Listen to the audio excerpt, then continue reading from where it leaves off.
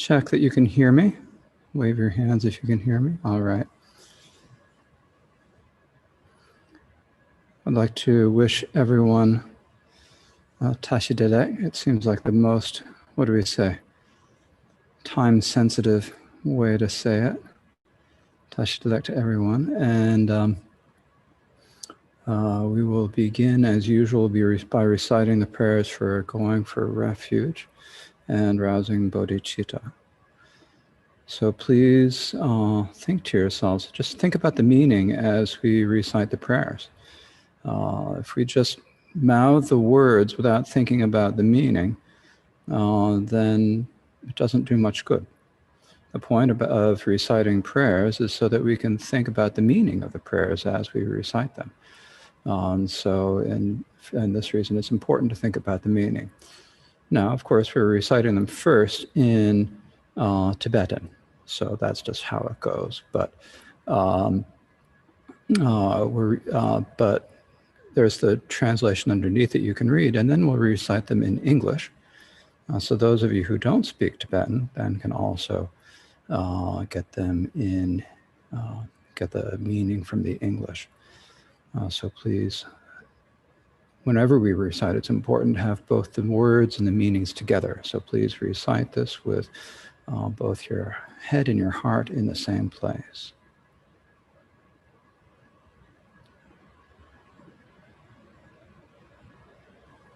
O Sangye Chedan Sogi Chonam La Chancho Bardo Dani Chabsum Che Dagi Chenyen Gibe Sanam Ye Dola Penjir Sanje Drobar Sho Sangye Chedan Tsoge Chonam La Chancho Bardo Dani Chapsum Che Dagi Chenyen Gibe Sanam Ye Dola Panjir Sanje Drobar Sho Sangye Chedan Tsogi Chonam La Chancho Bardo Dani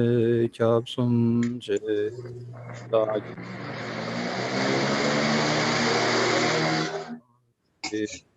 Dola Panjir Sanje Drobar Sho until enlightenment I go for refuge in the Buddha, Dharma, and the Sangha.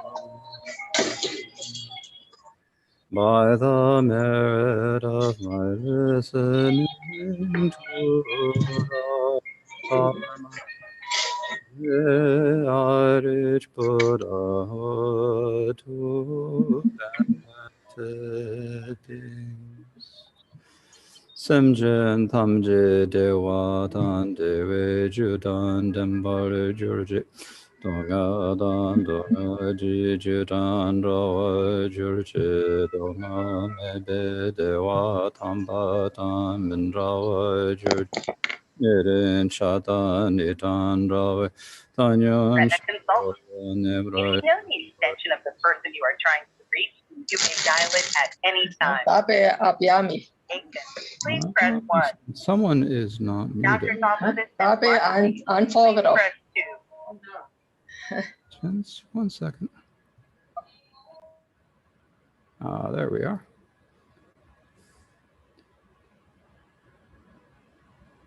May all sentient beings be happy and have the causes of happiness. May they be free of suffering and the causes of suffering. May they never be parted from the highest joy, free of suffering. May they dwell in the great equanimity, free of attachment or hatred to those near or far.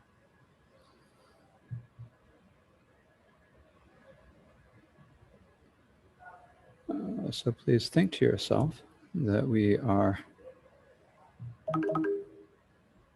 okay. So please think to yourselves that we are listening to the Dharma this morning, or this afternoon or evening, whichever it is for you, that we're listening to the Dharma now in order to bring happiness to ourselves and all other sentient beings throughout space. Of course, we have to start with ourselves, but the goal is not to just do it for ourselves alone, but also to share it with other beings. We have to remember that we've been connected with all sentient beings. We've had an infinite number of lifetimes, and so we've had an infinite number of lifetimes, then for any one sentient being, that it's almost certain, it's definite that we've had a connection with them, an intimate connection with them in at least one lifetime. And if it's an infinite number of lifetimes, if it happened once, it probably happened an infinite number of times.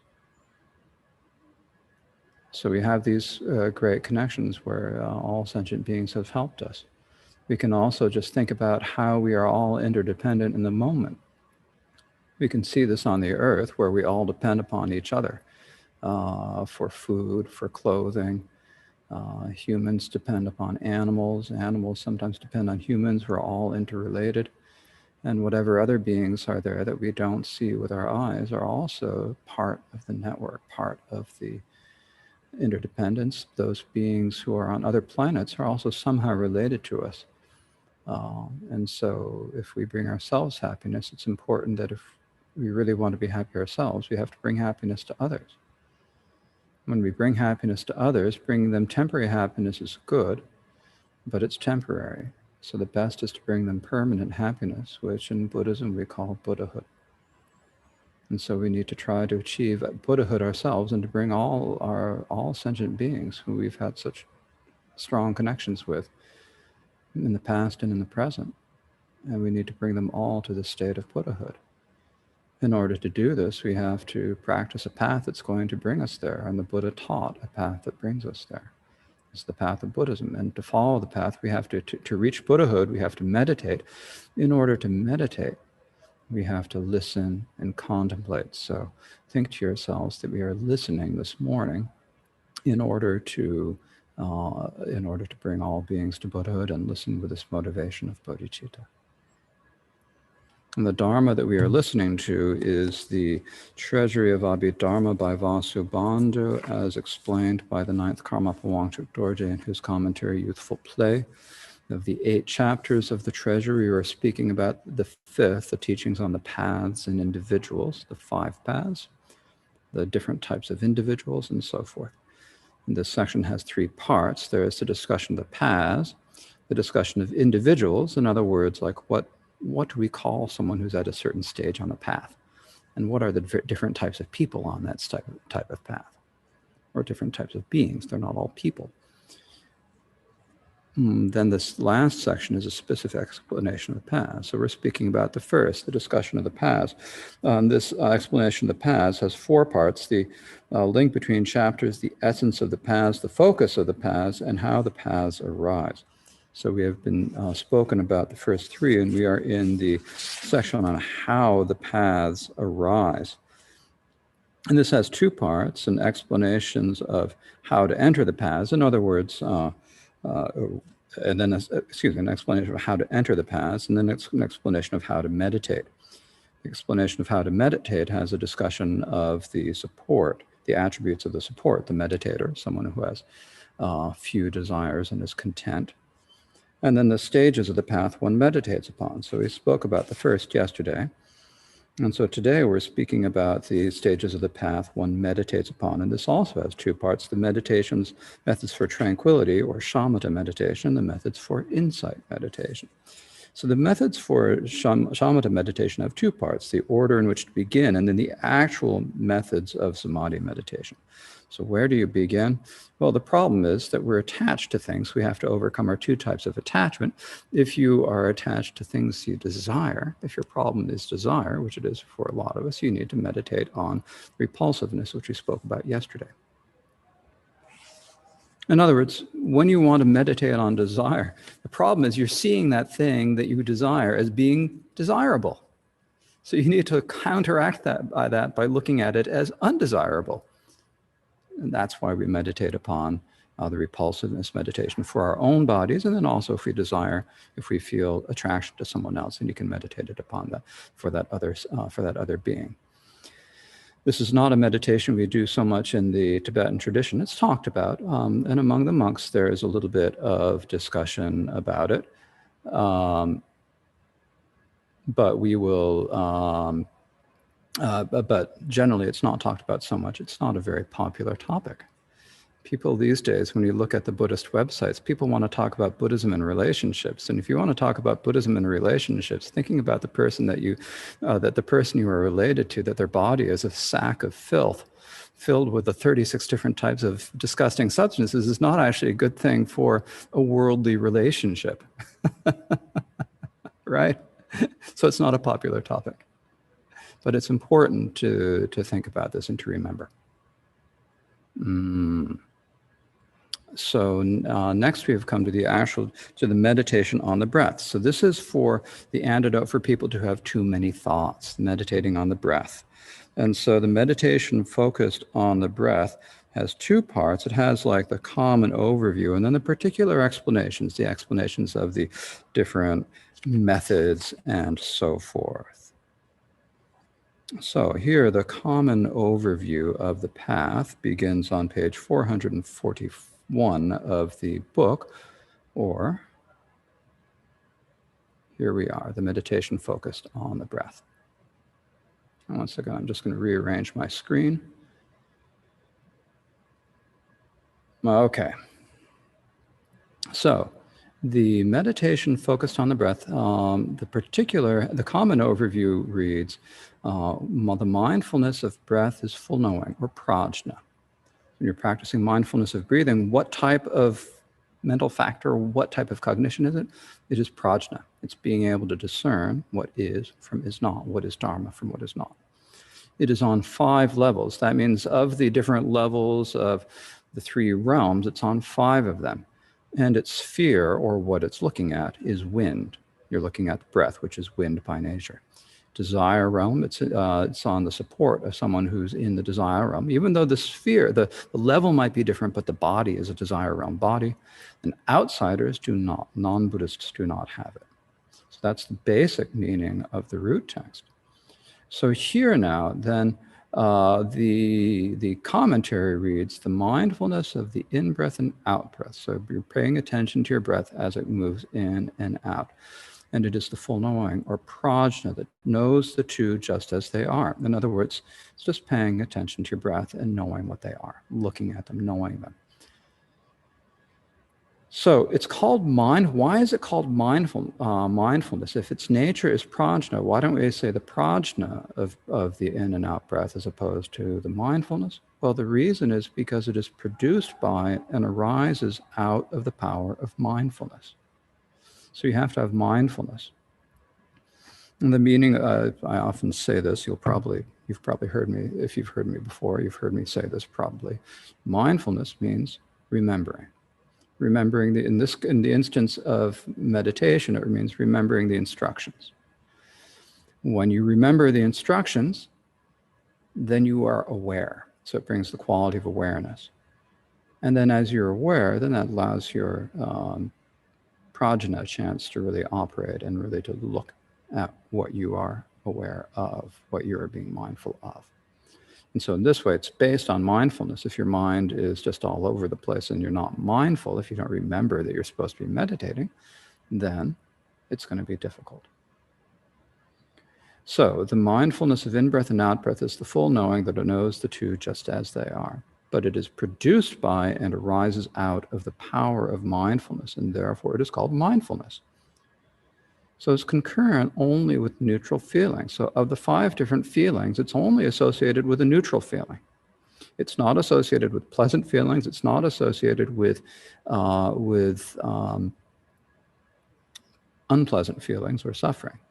You can think about this. Actually, probably most of you have done some mindfulness of breathing because it's a very common technique. You can think about it. When you're doing it, it's just kind of neutral. Now, it's important that it's neutral because actually the reason why it's important it's neutral is that thoughts are always going after either pleasant feelings or unpleasant feelings. You don't think about the neutral things because you don't care about them because they're neutral. When you think about something, in particular the things that distract you in meditation, memories of your life, love life, which might be pleasant or unpleasant, fears about things that you have to do, worries about work and so forth, that's unpleasant. Excitement about something that's going to happen in the future, that's a pleasant feeling that you're looking for. So this type of meditation is the antidote for thoughts. Because it's the antidote for thoughts, then it needs to be neutral, because if it were pleasant or unpleasant, then it would provoke thoughts, right? So because it's neutral. That's why, so it's got that neutral feeling. It's not pleasant or unpleasant, it's just neutral. And so it focuses on the in-breath and the out-breath only. As it focuses on just the in-breath and out-breath, it is only on the 5 levels where those two are. So that means the lower 3 preparations, special dhyana, and desire. So the desire realm, that's where we are now. Now in the desire realm, it's not like we actually have real meditation yet in the desire realm, but it's kind of similar. So as we discussed yesterday, the special dhyana is like a version of the first dhyana that has a neutral feeling. And then the 3 preparations for the first 3 dhyanas. So this would be the preparation for the first dhyana, the preparation for the second dhyana, and the preparation for the third dhyana. So these preparations are before you achieve those levels. They're kind of where you're working at achieving them. We spoke about the levels for the first jhana, the preparations called not unable. So you go through those, and they have you're working, so there's a neutral feeling. When you get to the actual first jhana, it's pleasure. It's joy. There's that quality of joy in the first jhana. And so there, because there's that joy and no neutral feeling, you don't meditate on the breath, according to the Great Exposition. Then you have then when you're on the first jhana, then you want to go to the second jhana. You get to enter the preparations for the second jhana, and there you're working again. So you're working, so it's a neutral feeling. It's not pleasant. It's certainly not unpleasant, but it's neutral. And then you achieve the second dhyana, and there's mental pleasure there. So there's no neutral. And then the same with the third preparation. The preparations, you're working, so they've got a neutral feeling. And so for those 3 preparations, plus the special dhyana, which is a slightly refined version of the first dhyana, on those 4 levels of meditation and in the desire realm, there are neutral feelings. So that's where this meditation is performed. And it's also, those are the levels where you can focus on the breath. On the higher levels of the 4th dhyana and above, there's neutral feeling, but you can't focus on the breath because there's no breathing there's no breath on those levels. So some say neutral feeling is also present in the actual practice of the 3 lower dhyanas. So according to their proposal, there are 8 levels. So they say, in addition to the 5 plus the 3 actual dhyanas. So its sphere is wind. So it is focusing on wind, the nature of the air. The air is wind, and it has the gods and humans of desire realm as its support. So in other words, that means if you're going to do this meditation, you have to be a human, or you have to be a god, but you can't do it in the god realms, but you can't do it on any other. So like your dog cannot do this meditation, I'm sorry to say. Some people would like their dogs to be able to do this meditation, but it's difficult. It's practiced only among practitioners of this Dharma, that is Buddhism. Outsiders do not practice it. So outsiders means non-Buddhists.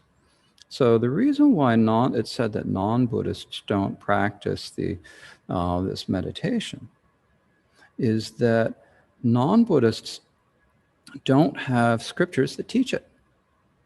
For example, if you think about it, in the Indian tradition, we've got the yoga tradition. It's very well known, and it's been very popular for thousands of years. In the yoga tradition, they do a lot of pranayama, right? If you've gone to any yoga class, they've been speaking about pranayama, and there are various different things you can do with your breath. But they're working with the breath in a particular way that's working especially with the subtle breath of the wind, the vayu, or the subtle breath of prana. So that's different than what we're doing here. So it's a different type of meditation than what the non-Buddhists are doing. So they're working with breath, but they're not looking at it in the same way. So this is why we're saying the mindfulness of breathing is only for the Buddhists.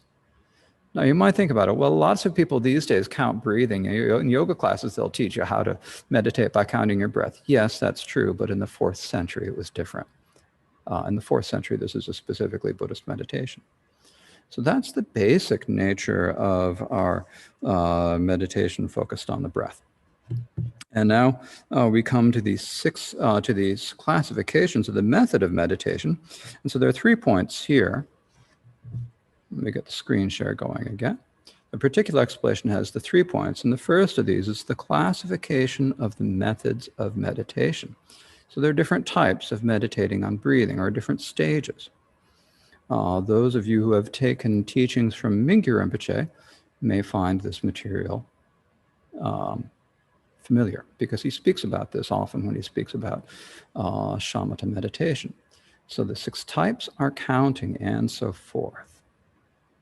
The 6 types of causes that perfect shamatha meditation are counting and so forth. So the first one is counting. The second is following, placing, closely considering, modifying, and completely purifying, for these 6 different types of mindfulness of breath. So the first one is counting. So here in the commentary it reads, in the first, counting, if one tries to count too many, you'll become distracted. And if too few, discouraged. It's like, counting to 3 breaths, that's too easy. I'm not going to do this. So 10 is like that sort of sweet middle, according to Vasubandhu, according to this tradition.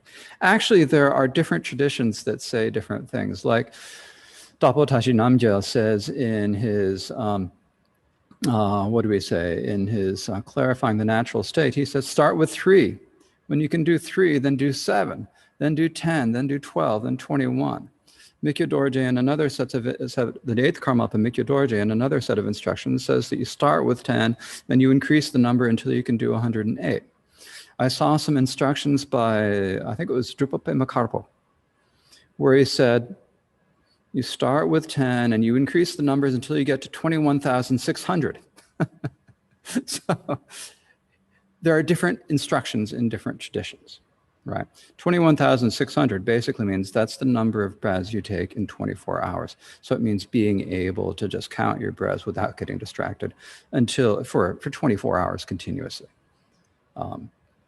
So there are different instructions in different traditions. Here in this, and also there are different ways, people talk about different ways that you follow the breath, how close do you follow it? Sometimes a little bit stricter, sometimes it's a little bit looser. So when you do this instruction, you get the instructions from a particular teacher. And even the teachers within a particular lineage will teach it differently, and they may teach it differently on different occasions. So I've heard several different versions of the instructions on the in and out breath. And some people say you start meditating with the out breath. Some people say you start counting with the in breath. Follow the instructions that whoever is giving you the instruction tells you, and just trust them. There are variations, and they have specific points because of the different type of tradition, but they're all good. They all have the same basic function. So you count for 1 to 10 only. So if 2 are counted as 1, that's incomplete. So if you're going 1, breathe in and out, that's 1. In, that's 2, out, that's 3. No, you've missed when you get to the count of 10, you'll actually have only done 9, so it's incomplete. Or if 1 is counted or 2, then it's extra, right? So then you get to 10 and you've done 11. That's not right. So if the in-breath is perceived as the out-breath, or the out-breath is perceived as the in-breath, the count is confused. So these 3 faults must be avoided. In other words, you have to be mindful. You have to be aware, right? So you have to maintain your mindfulness and awareness, and then the prajna develops. So that's the first stage. Then the second stage is following the breath. And this is pay attention as the in-breath goes from the throat, heart, and navel and calves down to the feet. And then as the out-breath goes out of the nostrils, either a hand's width, the width of a hand, or an arm's length, or an arm span. This is, well, you can't see it on my screen. I have to lean back, then you can maybe see more. Your arms spread out, so maybe about 6 feet, a little less than 2 meters, something like that. And even there are some instructions that say that you follow it out until it goes down as far as the mandala of wind that is the basis for the universe, and up as far as the wind that would destroy the universe. So this is huge. Now that's not actually following your breath. You do this. And I think in the instructions on this, it doesn't say that you start out by following your breath all the way down to your toes. Usually you start out following it where you can feel it. And then as you become more mindful, then the instructions kind of have you go a little bit further. But again, this is something where there are going to be different variations, slight variations in different traditions. And so you follow the instructions of the person who's giving you the instructions. So in placing, the third type is placing. You consider that it is like a string of jewels from the tip of the nose to the feet that is beneficial and warm.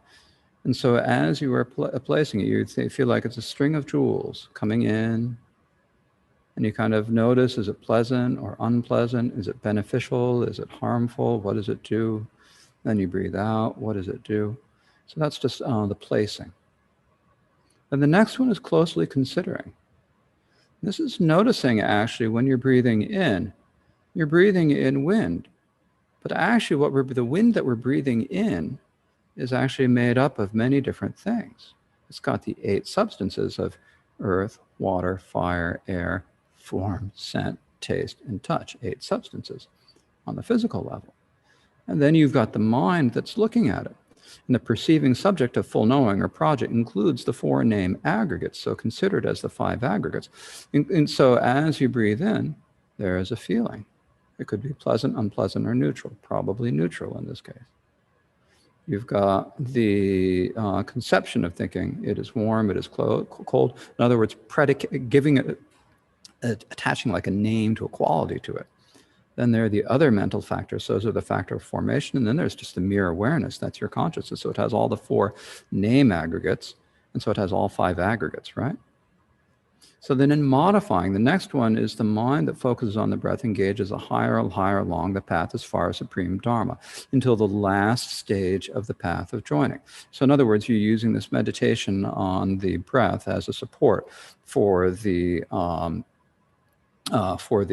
practices of the path of accumulation and joining. And then in completely purifying, it goes up through the path of seeing and so forth. So you go through the path of seeing and path of meditation until you, some people say it goes as far as the Vajra-like samadhi that brings you to the state of arhatship. So these are the 6 methods. Of the 6 methods, the ones that are taught most often in the tradition, in the Tibetan tradition, are the first and second, but the second is not nearly as frequent as the first. The others we don't really practice, but that's just the nature of it. At any rate, these are the 6 types. And then there's a summary of these 6 types that's given in the auto commentary, which is this last verse here on this page. And if I resize, maybe I'll get it all on the same page. Yes, here we are. The mindfulness of breathing in and breathing out is counting, following, placing, considering, modifying, and purifying these 6 types. So I have heard Mingyur Rinpoche teaching on either 2 or 3 occasions where he mentioned this stanza. So this is obviously one that he thinks is an important one for us to understand. Okay, so those are the methods. So now when you're meditating on the breath, what is the breath? What is the essence of the breath? So here's, what are you meditating on actually? So the first is, what level are they on? What level? The in and out breath on those of the body called beings are not appropriated. They arise from a compatible cause. So the in-breath and the out-breath are on those levels where there's a body, where the body is. They're called beings. In other words, you say, this is part of me. So you can talk about my breath, right? It's like kind of, it's kind of personal, shall we say. So it's called a being, it's called a sentient being, but it's not appropriated, which means that it's kind of part of you, but the faculties don't, it's not got a faculty. In other words, the breath itself has no sensation. It's kind of like your hair or your fingernails. It's part of you, but you don't necessarily feel it. And it arises from a compatible cause. So the commentary reads, what level are the in-breath and out-breath on? They are on those levels that have a body from desire to the 3rd dhyana, because they're both a part of the body. So the in-breath and the out-breath are part of the body. It's a part of the body. It's a kind of an action of the body, and the action of the body is not separate from the body, right? Breathing is, your body as it's breathing is just your body. And so the breath is like part of that. So both the in-breath are called or counted as sentient beings because they can attain or not attain or possessed. So you have a breath. In other words, it's saying you have a breath, so it's part of you. We're considering it. And because they're imagined as one's being, we think about my breath as part of ourselves. So they are engaged separately from the faculties. They are not appropriated. So this word appropriated is one of those words that is used back in chapter 2 in one verse, and I forgot to look up which verse number it is. And then it's referred to here with like no mention in between. That's one of those words in the Abhidharma. There are several words like that, but here is that word that those of you from the Nama Buddha class would remember. So not appropriated, that means that that it's like your hair. You can't really feel it. It's like if you're going to, if you're breathing and you want to, your breath is part of you, right? But if you try to stick a knife through your breath, are you going to feel it? No, you're not going to feel it unless you actually accidentally stab your nose. Then you'll feel it. But your breath itself, you can't. It doesn't have any feeling. So as they're produced by a cause of same status, they arise from a compatible cause and not from development or full ripening, because they can diminish even if the body grows, and when cut, they can be restored. So in other words, the cause they arise from is something that's in similar status. For like if you've got a breath in the desire realm, arises from a body in the desire realm. It's not something that you get it doesn't come from full ripening. It's not a result of full ripening. It's a result of, and not a result of development. It doesn't grow. Your body grows, your breath doesn't necessarily. Your body may get smaller, your breath may get bigger. So it's there's no, what do we say? No definite correlation there. And when it stops, it can be restored. Someone stops breathing, you can give them CPR and they'll stop, and they can maybe start again, right? So these are the reasons why it comes from compatible cause and not from development or full ripening. And the distinctions in the subject, well, who's looking at it and are not observed by lower mind. The mind that views the breath has to be on the same level as the breath itself, or on a higher level, but not on a lower level. So the mind of one's own level and higher levels realize the in-breath and out-breath. So in other words, here we're on desire realm. So in the desire realm, we can observe our breath. If we achieve the special dhyana, or if we achieve the preparations for dhyana, we can look back at a desire realm breath.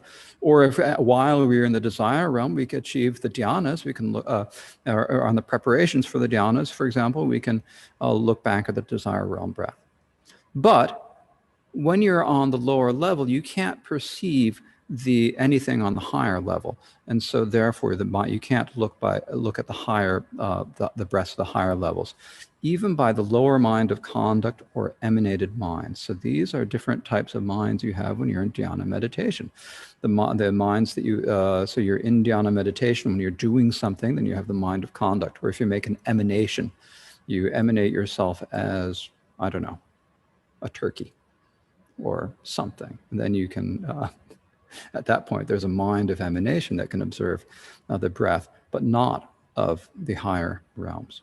So what mentioned is they need there to mention the virtuous or afflicted. So the virtuous or afflicted minds of a level cannot look at the levels of a higher mind, if even the minds that you have in dhyana can't look at the higher level. So that's the meditation on the breath. So now we have come to the methods for insight meditation. So once your mind is stable, you have developed revulsion for the objects of desire. You have subdued your thoughts by doing shamatha, by meditating on your breath. Now your mind is stable, so you can do insight meditation. Here, actually, I think there's just kind of one point, one important point is that often these days in our meditation, we hear talk about, oh, you can't stop thoughts from happening. They just keep happening and so forth. And there's a lot of talk about this. And it's true that you can't block thoughts. Absolutely true. But when I look at the texts from the past, when I look at like Shantideva, or if you look at the teachings of various Tibetan masters, it seems like it's very clear that you can actually have a much more stable mind than we think you can have. Your mind can be, it's very possible to get shamatha, where you can rest in shamatha meditation for a long period of time. It's you don't necessarily have to be completely buffeted by your thoughts. It's not like they have to blow you back and forth from place to place. And I think part of the reason why we have trouble with this in our modern world is that we don't take the teachings on developing revulsion from samsara, or we'd hardly, like I said, repulsiveness meditation is not going to be the type of topic you can teach in public and people are going to come back screaming for more. Right? People don't want to hear it. When you go to Dharma centers and you speak about the pains and suffering of samsara, people, they want to hear about dissatisfaction in life, but the pain of samsara, they don't want to hear. Often. Not everyone, of course, there are exceptions. And so we don't develop a sense of renunciation. We don't develop this feeling like, I don't want to be here in samsara. We don't have a true feeling of revulsion, a true feeling of a true wish for liberation. And because of that, we haven't really given up on the thoughts. You can look at the 8th chapter, the beginning of the 8th chapter, the Way of the Bodhisattva, is all about developing that that solitude of the body, withdrawing yourself from the world. We don't want that. We want meditation we can do in the world. You need to be able to, before you can do meditation in the world, you have to be able to meditate.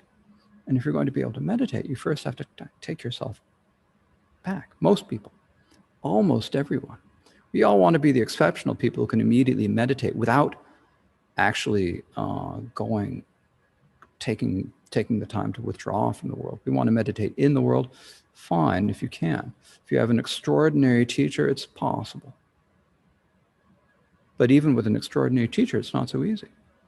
And if you're just a regular person and you don't have an extraordinary teacher, you don't have close contact to an extraordinary teacher, then it's much more difficult. And we also have to take the step of really taming our thoughts, which means going through these two stages of kind of the repulsiveness meditation and the shamatha meditation, really training ourselves in them. If we want to be able to do the more advanced meditations, it's important to really be able to rest your mind. And if you're buffeted, if you're swung back and forth by thoughts of desires and by other thoughts, then that's really difficult. So part of it, I think, part of the reason why we have trouble resting our mind is that we are kind of skipping ahead and going into the methods of resting the mind before we're actually really thinking about what disturbs our mind and what are the antidotes we can do for what disturbs our mind. So withdrawing, thinking about pulling back. This is why it's often recommended that people go on retreat. And it's very helpful if you can arrange it in your mind, even if you can't, if you can decrease your attachment to the world. In the Tibetan tradition, we don't meditate so much on the repulsiveness meditation. Instead, we talk a lot about the 4 thoughts that turn the mind, and so to really take those to heart. If you take those to heart, it'll have the similar effect as really as doing the repulsiveness meditation. It takes you're no longer so interested in gaining something for this life. And instead, you really want to do something that's going to be beneficial for the future and for other sentient beings for a long period of time. And so because of, so if you really take those to heart, then I think it'll be much easier to develop stability of mind. Whereas if you would just sit down and think that you can count your breath without looking at all of the attachments you have to this lifetime, then I think it's going to be hard to actually develop the stability of mind that you need to really do meditation well. So here we are. We've talked about the distinctions of the subject in the shamatha meditation. So now we've come to insight meditation. So when you have some stability, then you do insight meditation. This has 3 topics: the path of accumulation, the path of joining, and the path that directly realizes the truth. So that's the path of seeing. The path of accumulation here has two parts. It's the overview and the explanation. So the overview reads, after accomplishing tranquility or shamatha, meditate on the founds of mindfulness, or the foundations of mindfulness. I shortened it to fit in the meter, and I think I might need to rework this verse a little bit, but I haven't yet. So once you have shamatha meditation, you need to engage in insight meditation. And in the Great Exposition, what is that? It is meditating on the four foundations of mindfulness. So you've got the two gates of entry. Through the two gates of entry, that is meditation on repulse nibbis and on the breath, the samadhi of shamatha, or tranquility, has been accomplished. But without the full knowing or prajna of insight. So when we say insight meditation, what do we mean? We mean prajna. So you've got the shamatha, that's like samadhi, that's being able to keep your mind resting one-pointedly on a focus, and then you've got the prajna that sees the nature. And unless you develop that prajna, the afflictions cannot be discarded from their root. You can subdue the afflictions. When you do shamatha meditation, it subdues the afflictions, but when the effects of the shamatha wear off, then the afflictions will re-arise. So you must have the prajna meditation. Because as the sutra says, the afflictions are what is conquered by wisdom, or they are to be conquered by wisdom. They're to be conquered by prajna. For that reason, once you have pacified the afflictions or distractions, you've kind of quelled them a little bit. And after you accomplish the tranquility of a mind that remains within, so in shamatha meditation, your mind is able to remain within. This is kind of a different method, a different way of talking about meditation than we talk about in some other shamatha. So this is the Great Exposition tradition. Your mind is able to just stay within yourself without moving outside. Then meditate on the four foundations of mindfulness in order to join the prajna of insight, the prajna or insight meditation that discards the afflictions from their root. And so by you meditating on these four, on them, that is the four foundations of mindfulness, the insight will be accomplished. As it says in the sutra, Bhikshus, the one path to go down is this one. It is the four foundations of mindfulness. So these four foundations of mindfulness are the basic meditation in the in the sutra school. It's both in the Great Exposition. Also, when you look at, I've always been talking about the way of the Bodhisattva, and Shantideva's way of the Bodhisattva in the 9th chapter, he has a long section on the four foundations of mindfulness. Of course, the teachings on the four foundations of mindfulness there are a bit different than here, but he's also using the four foundations as his basis. So they're an important part of our practice. So the four foundations of mindfulness has two topics. The first is the common features, and the second is the methods for meditation on the mindfulness of dharmas in particular. So the four foundations of mindfulness are what? They are mindfulness of body, mindfulness of feeling, mindfulness of mind, and mindfulness of dharmas, four foundations of mindfulness. So the common features are the method of meditation by examining the two characteristics of body, feeling, mind, and dharma. Two characteristics means the specific characteristics. That means like the actual things that you're looking at. And then there are the general characteristics. These are like the sort of common things, like the fact that they're impermanent, empty, selfless, and suffering. So the four foundations are, and their foundations are the mindfulness of body, feeling, mind, and dharmas, as I mentioned. So the four foundations of mindfulness are known, the way you know them is by examining the two specific and general characteristics of body, feeling, mind, and dharmas. So what are the specific characteristics? What are the particular things that are these four things? The specific characteristics of the body are the sources and the source drive. In other words, it's the constituent elements it's made of. It's like the sources, the four elements of earth, water, fire, and air, and what is derived from them, the form, scent, taste, and touch. So these are the 8 elements that make up your body. Then the mind, what is the nature of experience? Well, of feeling, it is experience. Experienced as pleasure, experienced as neutral, experienced as unpleasant, and so forth.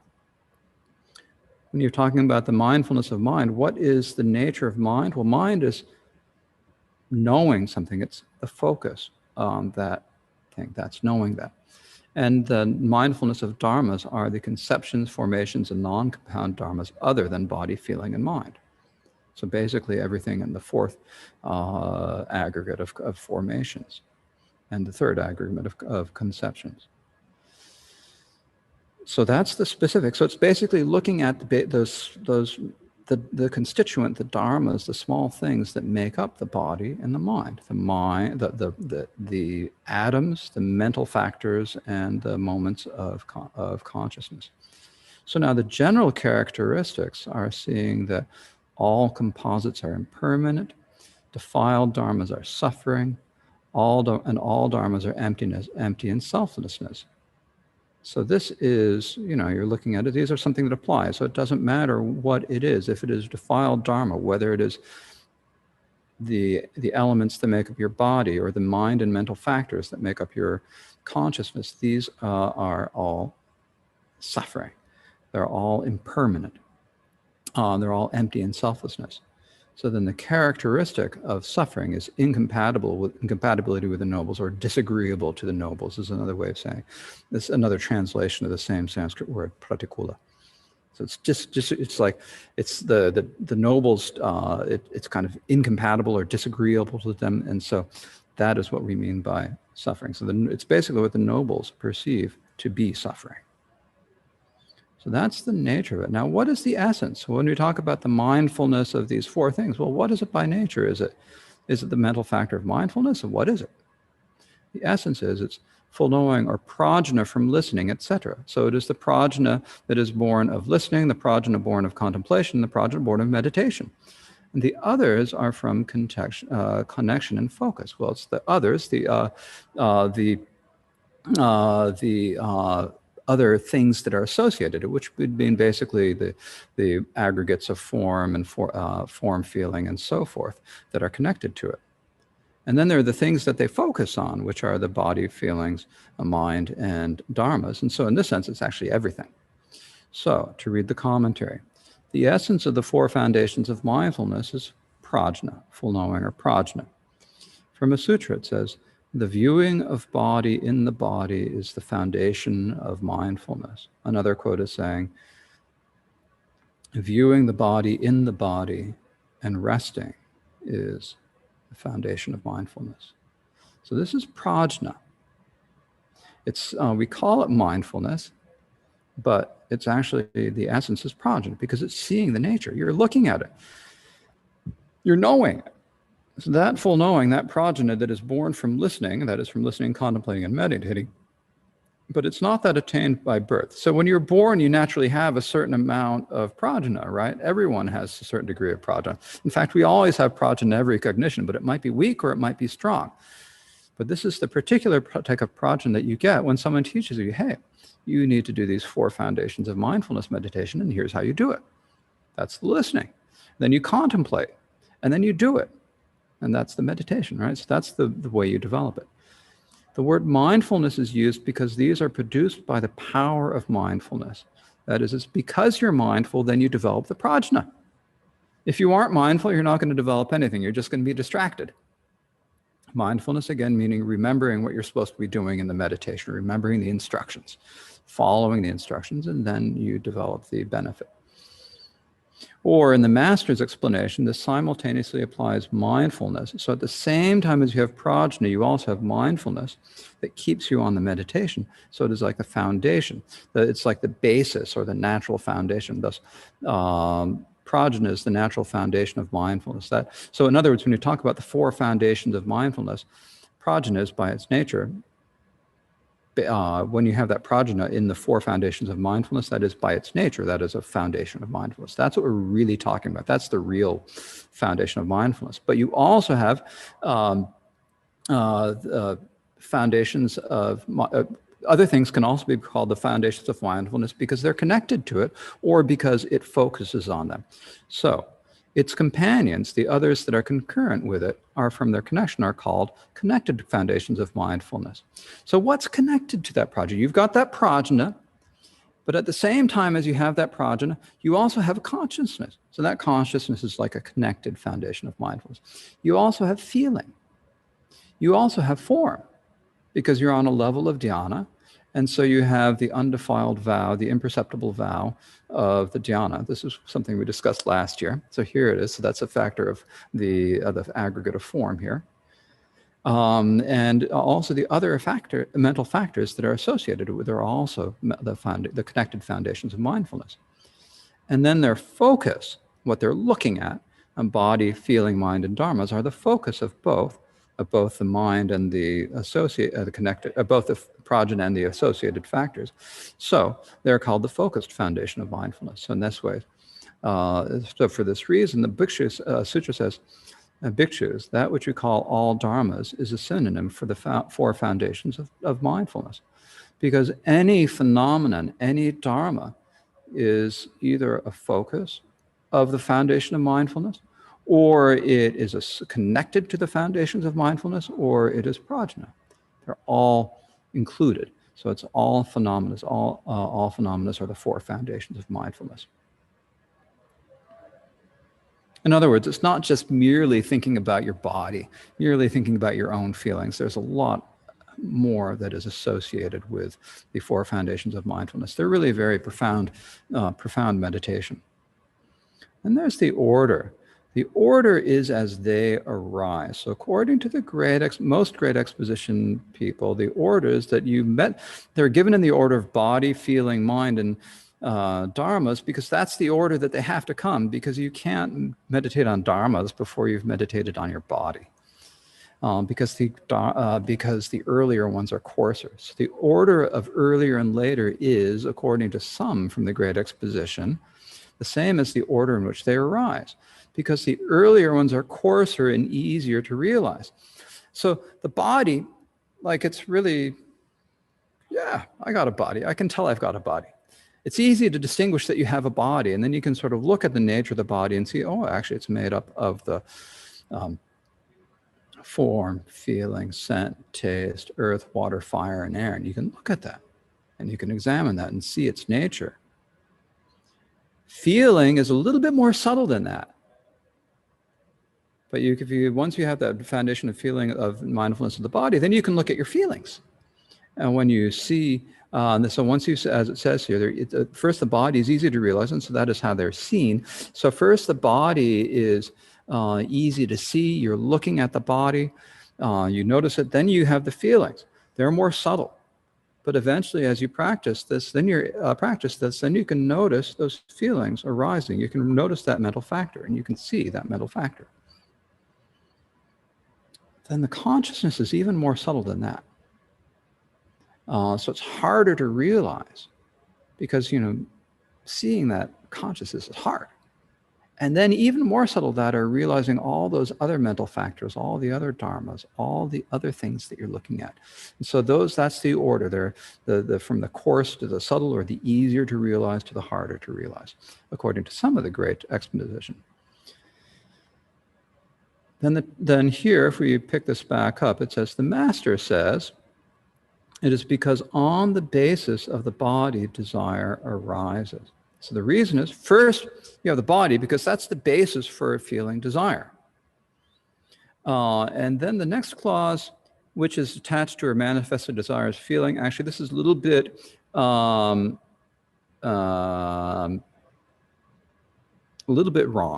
It's quite wrong. It's not quite wrong.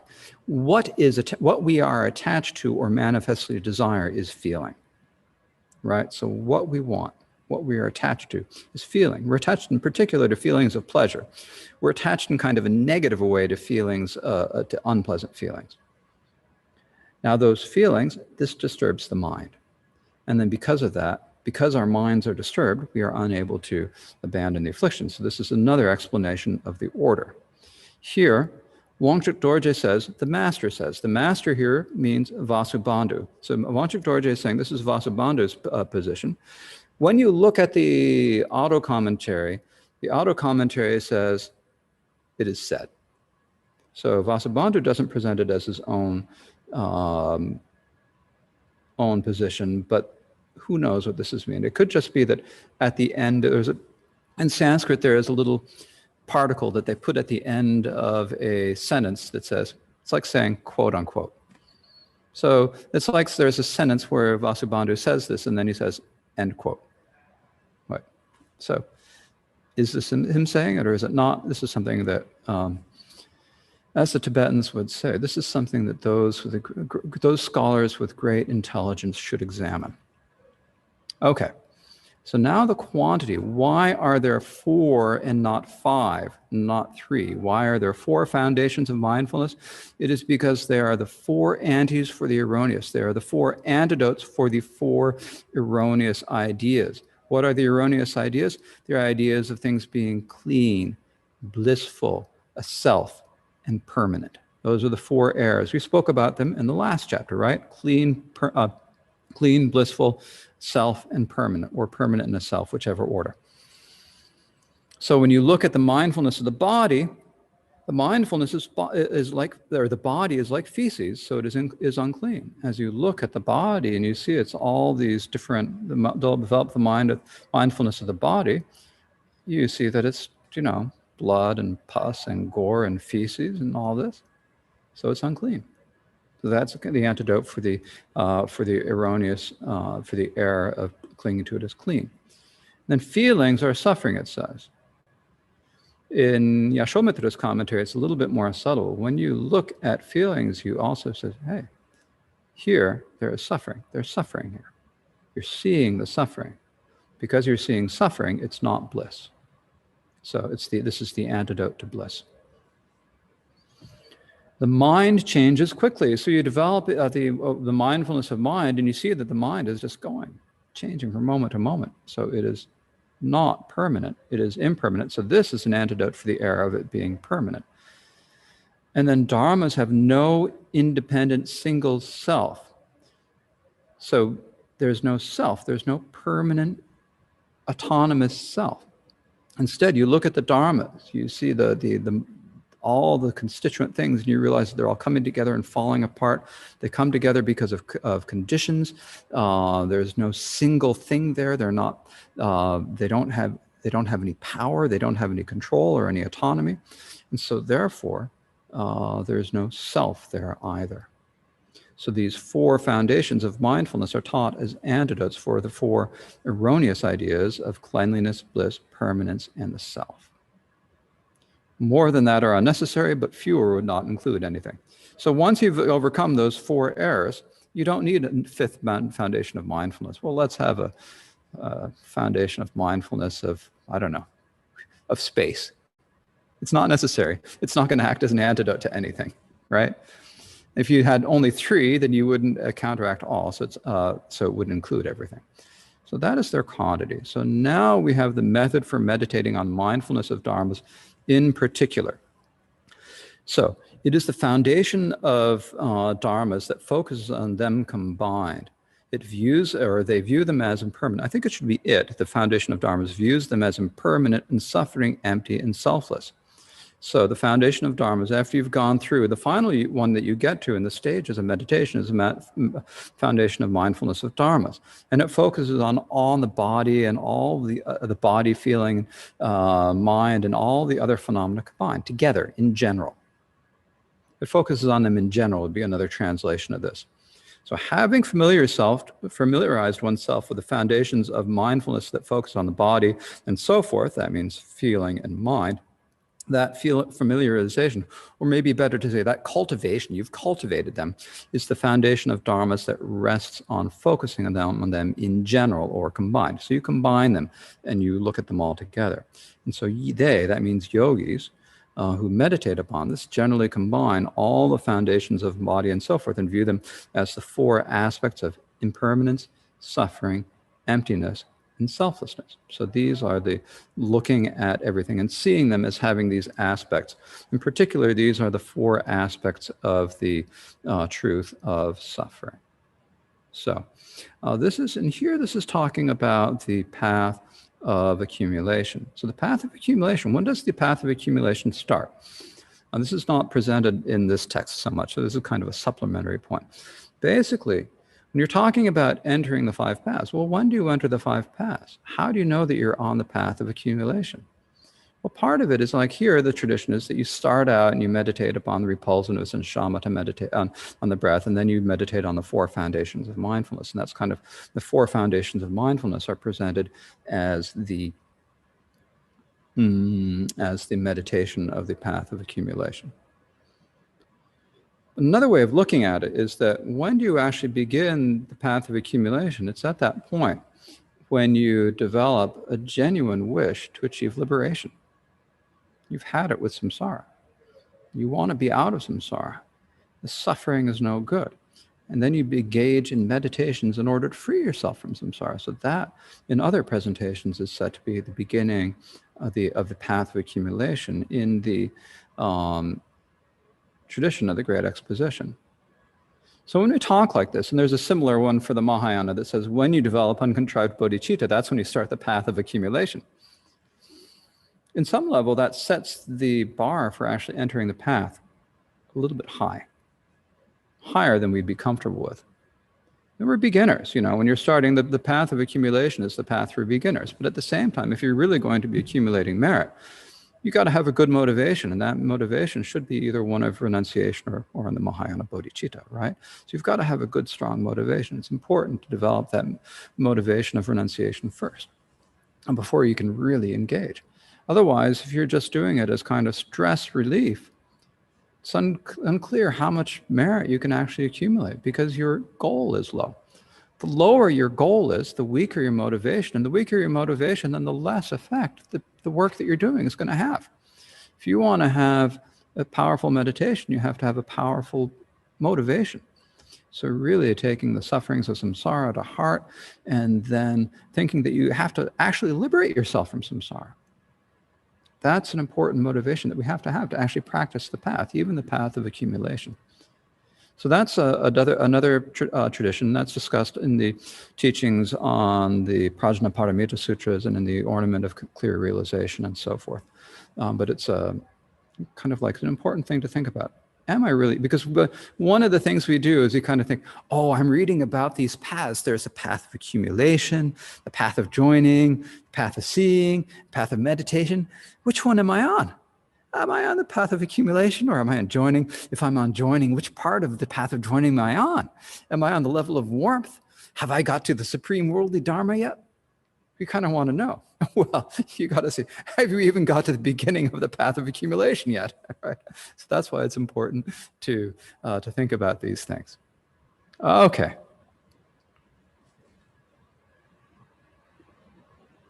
So the path of joining. So that was the path of accumulation. Now we have the path of joining. Which part of the path of joining am I on? Am I on the level of warmth? Whoops. Have I got to the supreme worldly dharma yet?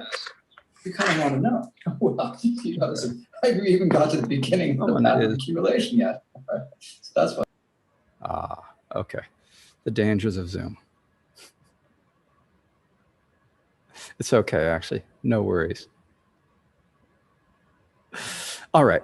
So when we get to the path of joining, before I go through the text, I just want to give like a quick overview of the path of joining, because one of the things about the path of joining is that there are different stages on the path of joining.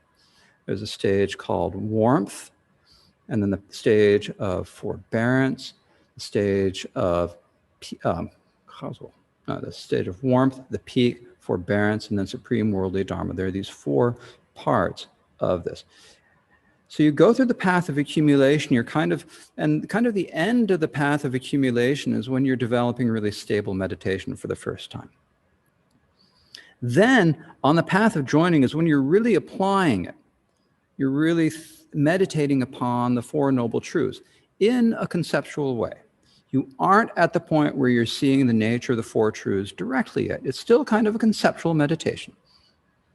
But it's getting stronger. And so because it's, it's like it starts out as just like beginning to do that conceptual meditation to the point where we're just about ready to actually see things in just a moment before you enter the path of seeing. It's like getting stronger and stronger through those whole times. And so it's divided into the 4 main stages of warmth, peak, forbearance, and supreme worldly dharmas. And then of these, even within each of these stages, or the first 3 stages, there are gradations. So like in the level of warmth, there is the lesser, middling, and greater. In the stage of the peak, there's lesser, middling, and greater. In the stage of forbearance, there's lesser, middling, and greater. In Supreme Worldly Dharma, there's no stage, and we'll get to that in a few minutes. So that's just a kind of basic thing. There are different stages and different names because your meditation is getting stronger and stronger. So to go back to the text. The path of joining has 4 topics: how it arises, its essence, its features, and preliminaries. And so how it arises has 5 topics: the warmth, peak, forbearance, supreme dharma, and the common features. So the first 4 are the 4 stages, how they come. Then the 5th are the 5 common features of these stages. So the first stage is warmth. The warmth arises out of that first. So from that path of accumulation, then you develop warmth. It has the 4 truths as its sphere with 16 aspects. So it looks at the 4 noble truths and it sees the 16 aspects of the 4 noble truths. This means, like, truth has the truth of suffering has 4 aspects of being suffering, impermanent, suffering, selfless, and empty. Then there are also 4 aspects to each of the others. Like the origin has the 4 aspects of being a cause, origin, conditions, and production. The cessation, there are the aspects of it being cessation, peace, resplendent, and emancipation. For the path, there's the 4 aspects of being the path, and being reasoning or logical, of it being, what's that one? I knew I was going to forget one of them. Oh yes, accomplishing, and then the last one is deliverance, because it delivers you to emancipation. So those are the 16 aspects of the 4 noble truths. So those will come up later. You don't have to remember them. They're not going to be on the final exam. Well, they won't be on the final exam for this for this verse. Maybe for another verse in the eighth chapter, it would be a different matter.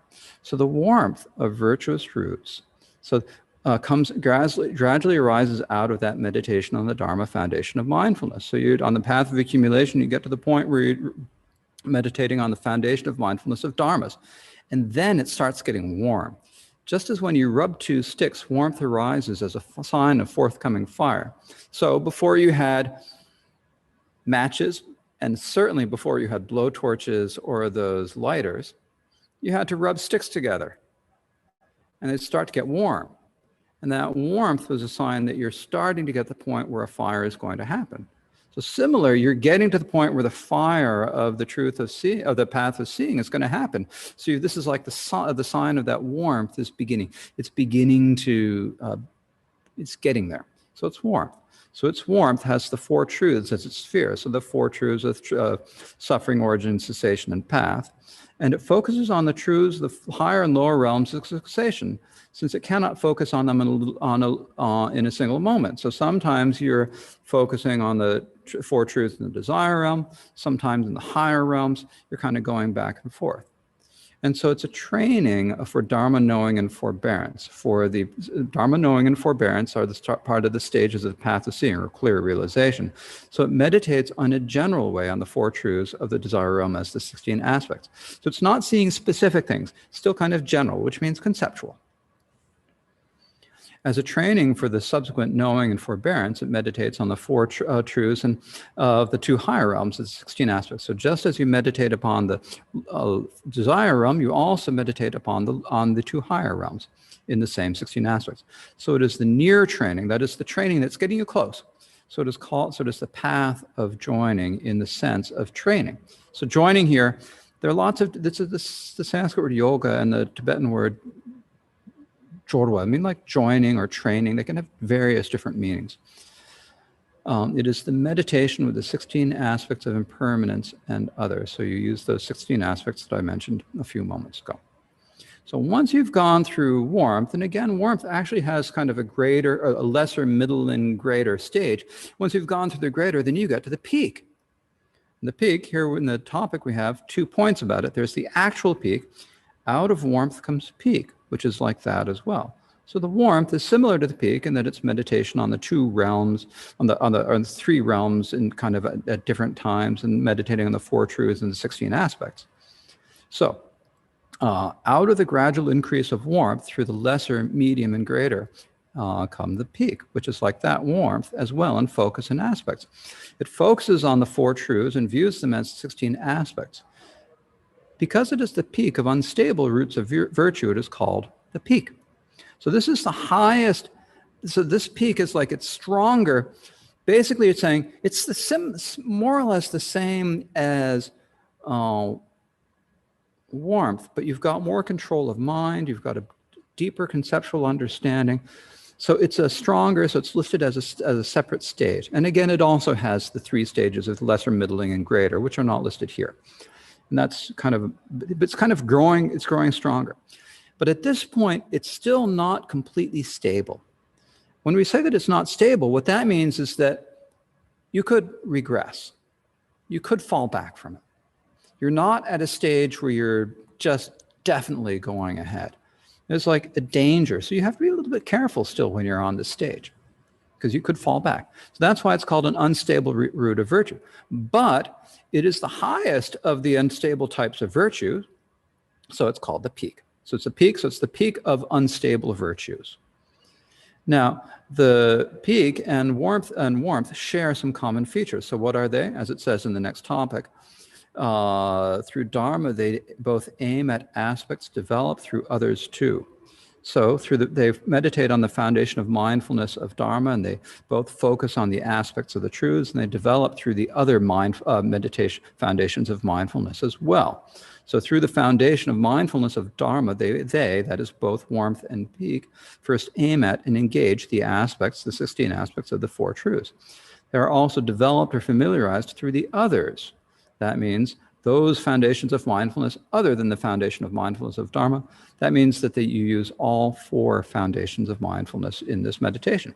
So the primary one is the peak, but you're also meditating on the mindfulness of body. The primary one is the foundation of mindfulness of Dharma, but you're also meditating on the mindfulness of body, mindfulness of feelings, and mindfulness of mind. So that's that. And then you come to the next stage, which is the stage of forbearance. And this has 2 points.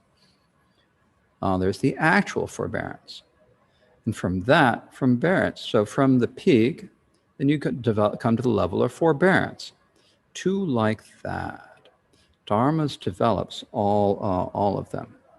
So from that peak, there comes the foundation of mindfulness of Dharmas, and so then there are 2 levels. There are 3 levels of forbearance. And the first 2 are the lesser and the middling forbearance, and they're similar to that warmth in the way they aim at the aspects of the truth.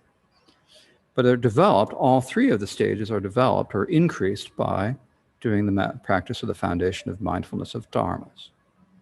So, what arises from that development of the lesser, middle, and greater peak is called forbearance. So this is the 3rd stage of the 3rd of the 4 stages of the path of joining. When one is childish, one fears for oneself and cannot bear to see the truth. So when you're an ordinary individual, ordinary individuals are called childish. So we're still afraid of what's going to happen to me. And we can't really, we say we accept the 4 noble truths, but we can't really quite bear the thought of them. So we can't bear it. But when you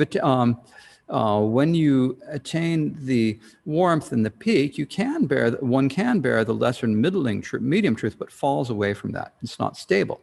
But at this stage of forbearance, because at this stage one has great forbearance for seeing the truth without falling away from it at all, it is called forbearance. This is explanation of why we say forbearance. Basically, you can put up with the truth. You can deal with it.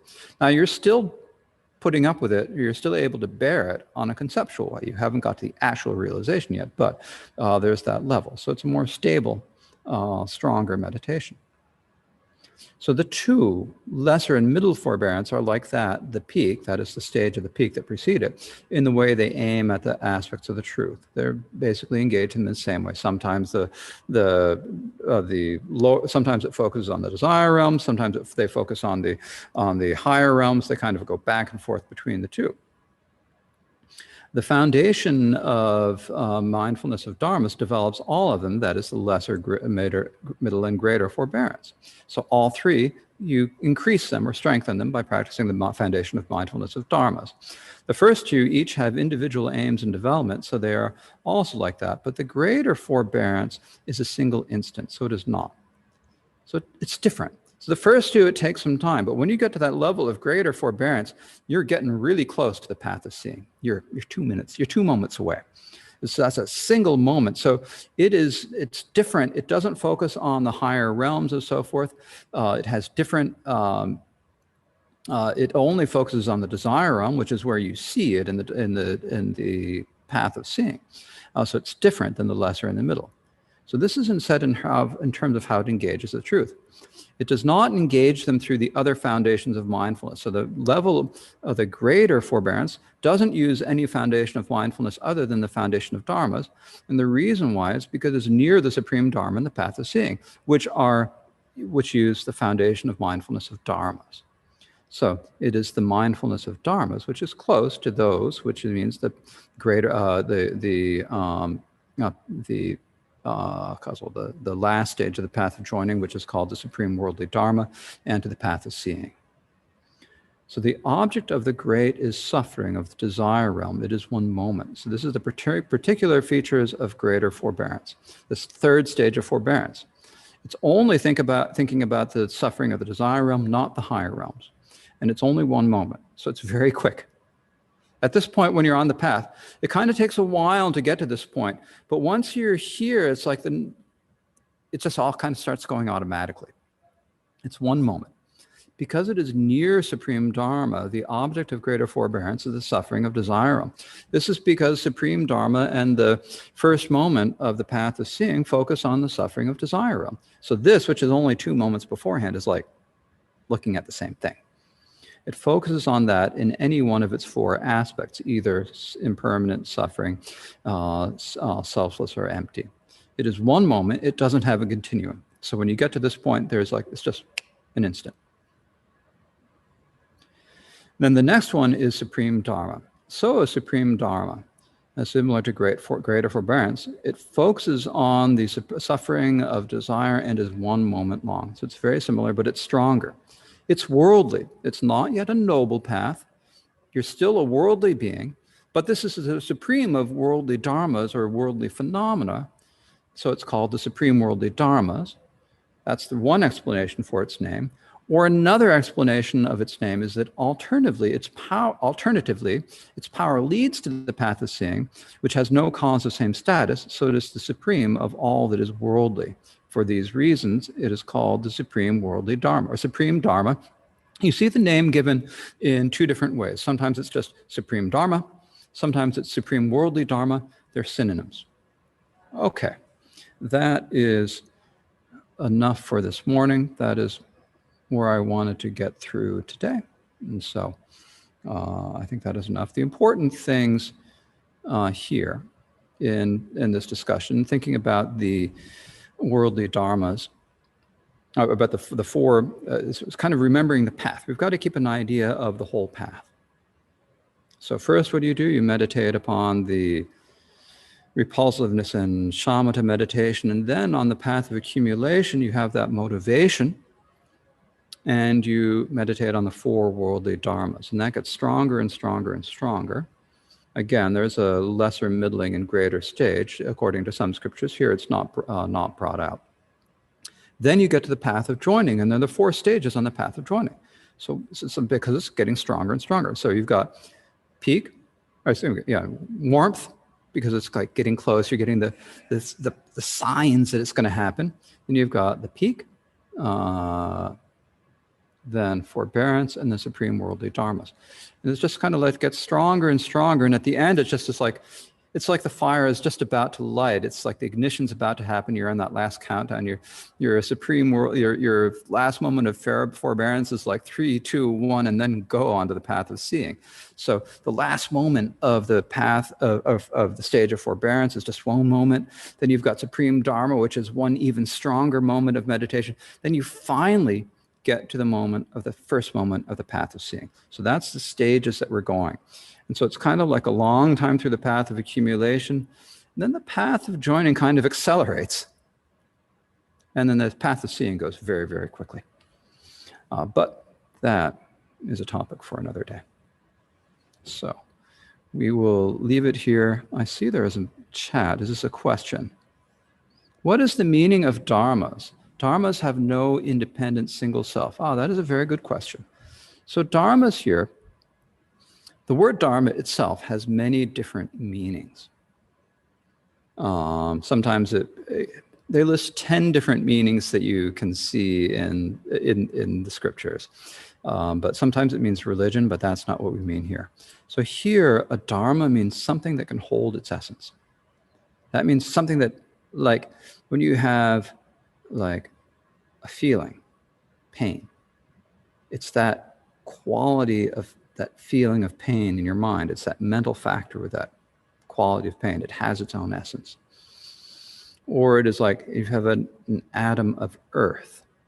It has that quality of solidity. It's holding that essence.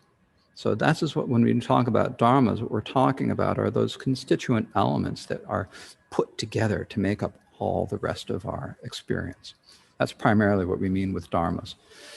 There are other explanations of the words in some places and some other texts, and I think I've seen this primarily in Theravada texts. They talk about dhammas as being primarily the objects of the mind, but that's not the explanation here. It's those, the dharmas are really the basic elements that are put together. Well, for composites, they're put together. So they're the atoms, you've got mental factors, you've got consciousness, you've got cessations, you've got space, you've got non-concurrent formations. All of these kind of have their own essence. And so these are what we talk about as dharmas, those basic constituents. Okay. So, of course, all other questions are welcome through email.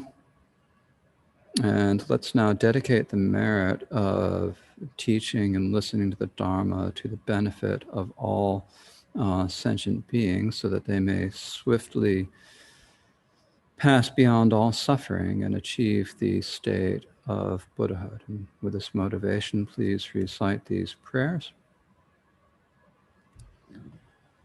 Osanam de tam je se bani tobne nye beranam pamchete Jegana chi balong chobai Si pezzole rogunyo.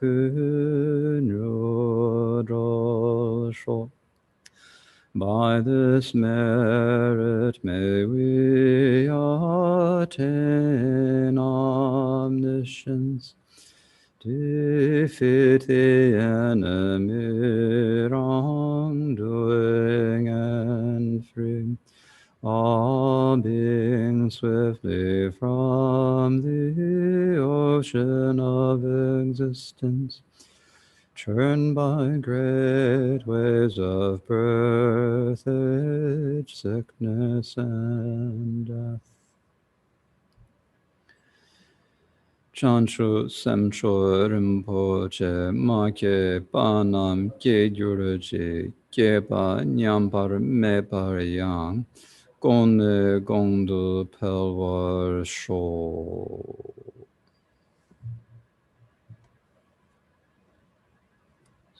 Thank you very much. I look forward to seeing you next time. Thank you.